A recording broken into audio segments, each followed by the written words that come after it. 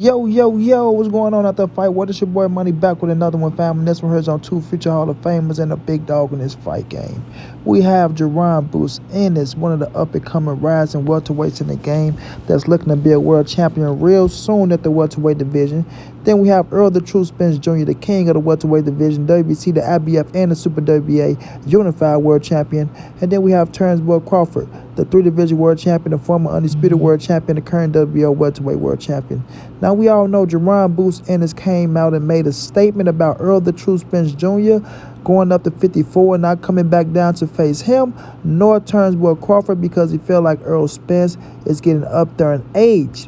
Now, Jaron Ennis just had a fight past this January the 7th, if I'm not mistaken, as the co-main event to Gervonta Tank Davis, on a pay-per-view in Washington, D.C., which was a hell of a card.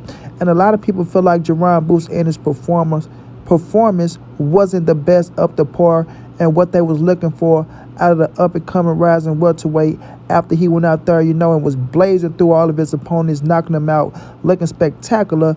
And this is the first time he went 12 rounds in his first 12-round fight, if I'm not mistaken, right? And he I think it was his second or third, so don't quote me on that one. But, this is his first time going 12 rounds, and a lot of people feel like he has a few things to work on before he step in the ring with an Errol Spence or a Terrence Crawford.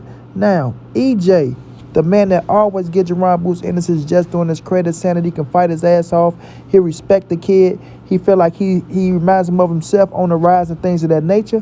But Errol Spence also want to remind Jaron Ennis that I've been at the welterweight division since 2012. 2012, Boots. That's 11 years for me, my boy. 11. Now, I never ducked or ran from nobody. No mandatories. I'll fight whomever they put in front of me, and I will be victorious, right? But Errol Spence just want to let Jaron Ennis know, tread lightly, kid. Tread lightly. Of course, you 30-0 now, I think, with 27 knockouts, and you want your opportunity at a world champion, and you want it to be me, right? You and your camp, you guys feel like y'all can defeat me, y'all respect me and things of that nature. But I'm going to tell you like this. If you step in that ring with me and I destroy you, I don't know how you bounce back from that, right? You do have the time to bounce back because you're young.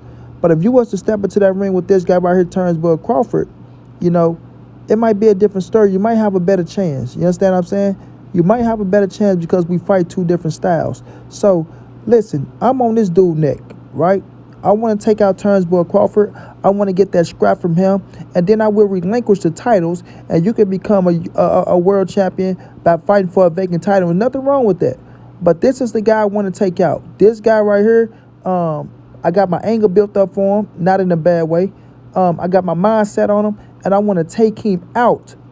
I want to take him out. You understand? In impressive fashion to enhance my Hall of Fame career and to, raise my stock in this boxing game. Because if I beat Terrence Crawford, we all know my stock goes up. We all know it goes up. With him accomplishing what he's accomplished and things of that nature, and me and him being the biggest fight in boxing, this is the guy I want, so I can kick his ass after him and his team talk so much shit about me. You understand me, Boots? Now, of course, me and you would be a hell of a fight. Of course. Not knocking that. You understand? Errol Spence versus Jaron Ennis is one hell of a fight at 147 pounds. But in our reality, right, if Errol Spence defeat Jaron Ennis, people gonna say he was supposed to do that, and, Boots, he was still a little green, and he go get the experience, and, this only going to make him better, and he still have more time to grow and to get back. But for us, Errol Spence is like, okay, you went out there, you beat an up-and-coming contender, Jaron Ennis, you called him early. Well, we'll see how you'll do with him, when he get all his tools together or when he get more experience. You know how it go. So EJ will catch Boots at 154. You know what I'm saying? I believe Errol Spence and Jaron Ennis will see each other, and it'll be at 154 pounds. And nothing wrong with that. It's nothing wrong with that. Because at 147, Errol Spence only got one more fight there. Only one more fight. And this is no knock to Jaron Ennis. This does not mean Errol Spence is ducking Boots or nothing like that. Boots just came along at a time where Errol Spence was leaving up out the division. You know what I'm saying? He came along at the time where Errol Spence was leaving up out the division, meaning he was making his bones, and he stepped on the scene when Errol Spence was like, you know what? I'm up out this count, bro. I'm up out this count. Would love to fight the kid. Understand what he is. But, as he make his name bigger, as he, continue his road to becoming a world champion, right? I'll be at 154 becoming a 2 division world champion, making my name even bigger if Turnbull Crawford step up to the plate and fight me in an undisputed bout after I handle my business with Keith one-time Thurman, whether it's at 47 or 54, because I will handle my business against one-time Keith Thurman after I fold his ass up, put him up on my resume, and, let that be part of my Hall of Fame legacy as well. Then I will come down to 147. My last fight at 147 against Turnbull Crawford, if he signed that contract, I will take him out. I want y'all to hear me. I will take him out, get that scrap up off of him, the WBO, become undisputed in a 4-belt era at the welterweight division, right? That means I did what my dreams are, becoming undisputed at the welterweight division, right? That's history in the making. I will relinquish those titles. And Jaron Boots Ennis will go on to become a world champion, right? Facing a quality opponent, beating their ass, right? You'll be making your name at 47. I'll be at 54, making my name at 54, becoming a unified champion at 54. I don't know how long it's going to take.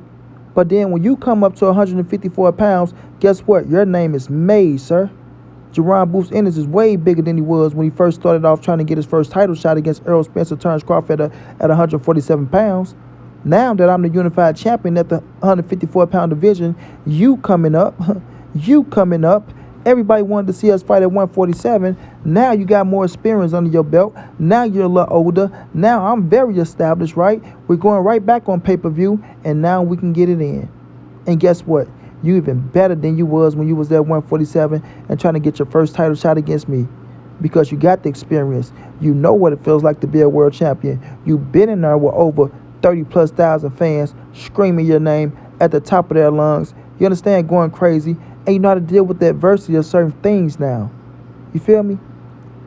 But if you was to try to get in there with me now at 147 pounds and you still look green, even though you have 30 fights, you still look green, and I get in there and I walk you down and I end up hurting you and I end up stopping you, right?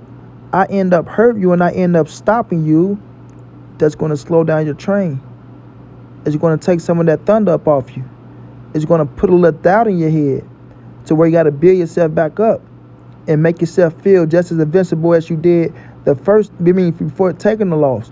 And you want to step in on with me. And when you get there, right? You still become a world champion, because if Errol Spence defeats Jaron Boots Ennis right now at 147 pounds, Jaron Boots Ennis still have the skill set to go out there and beat everybody else at 147, But he still will have that doubt in his head, and he'll be wanting his rematch against Errol Spence and things of that nature, right?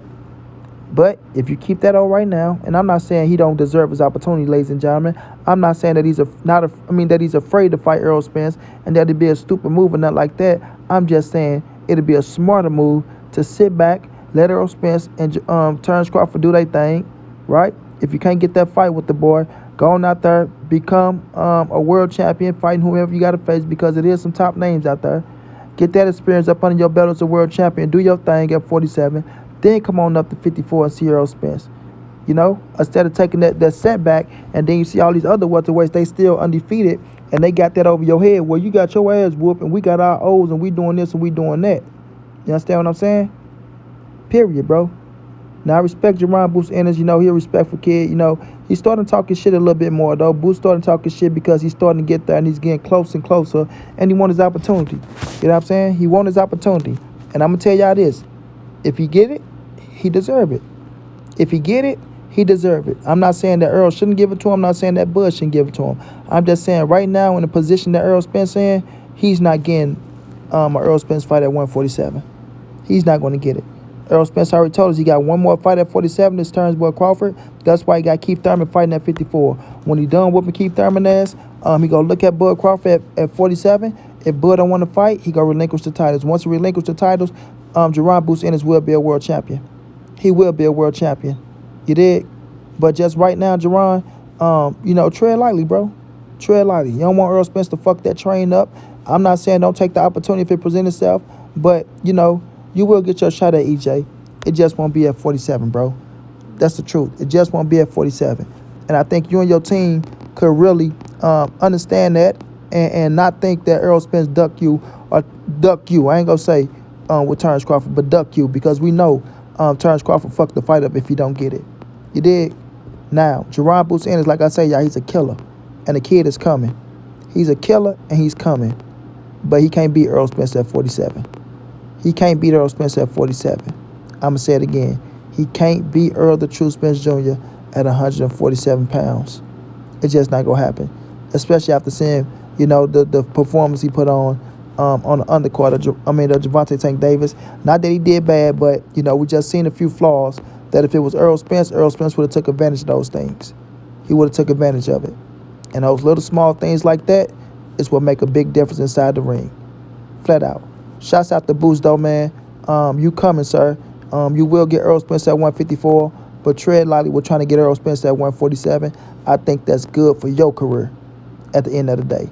Until then, it's your boy Money. It's the NSBC moving. Everybody safe in these streets. Hit them thumbs up. Subscribe to the channel. If you want to donate, OG Money on Cash App. TreyHunters52@gmail.com on PayPal. If not, just tell a friend. Hit that subscribe button. Like, comment, share the videos. And y'all know how your boy get down, man.